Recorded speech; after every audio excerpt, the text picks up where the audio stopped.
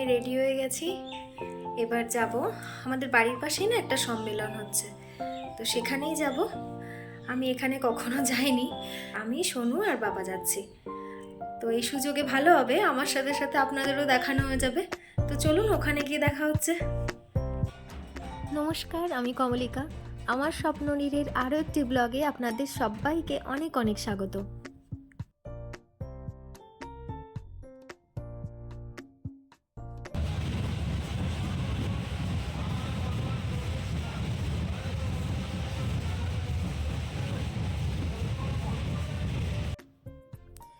আজ 21শে জানুয়ারি, বাংলায় 7ই মাঘ। তো এই জায়গাটি আমার বাড়ির অনেকটা কাছেই অবস্থিত। জায়গাটির নাম পূর্ব নপাড়া।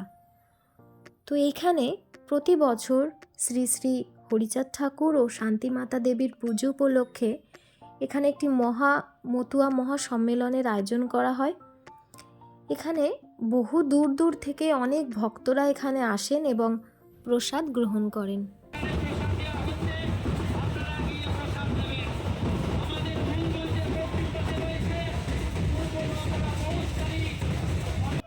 এখানে এক এক করে যে দলগুলো আসেন তাদেরকে বরণ করে মন্দিরে তোলা হয় এবং তারা মন্দির পরিক্রমণ করে এই জায়গায় আসেন। এর পাশেই আরেকটি মেলারও আয়োজন করা হয়, যাতে ছোট ছোট বাচ্চারা আনন্দ উপভোগ করতে পারে।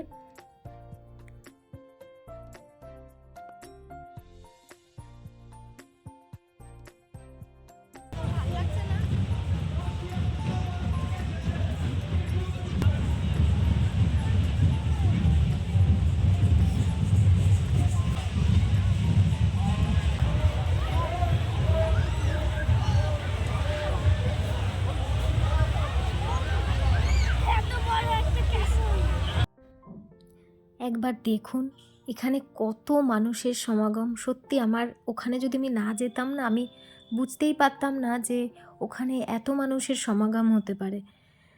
কত মানুষ এখানে এসছেন ভক্তি ভরে, তারা প্রসাদ গ্রহণ করছেন।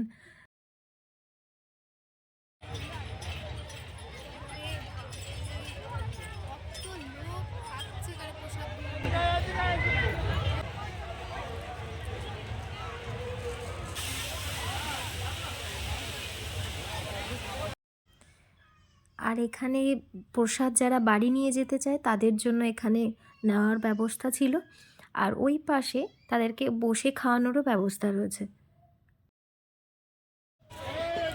তো একবার দেখুন এখানে এত খিচুড়ি রান্না করে ওরা স্টোর করে রেখেছে।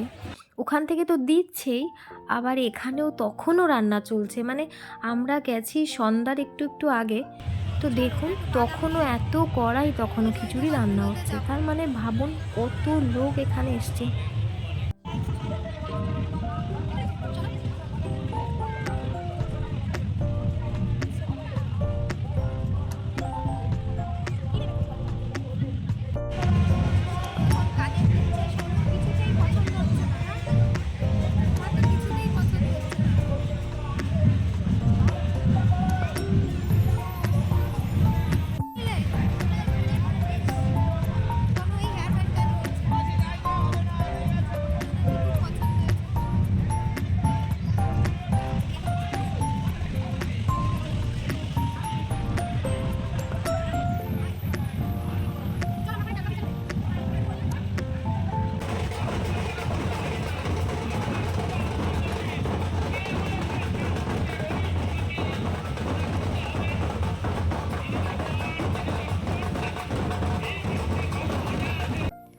তো এই যে সেই মন্দিরটি যার জন্য এত আয়োজন, এখানেই রয়েছেন শ্রী শ্রী হরিচাঁদ ঠাকুর ও শান্তিমাতা দেবী। এই মন্দিরটি প্রতিষ্ঠা হয় 1995 সালে।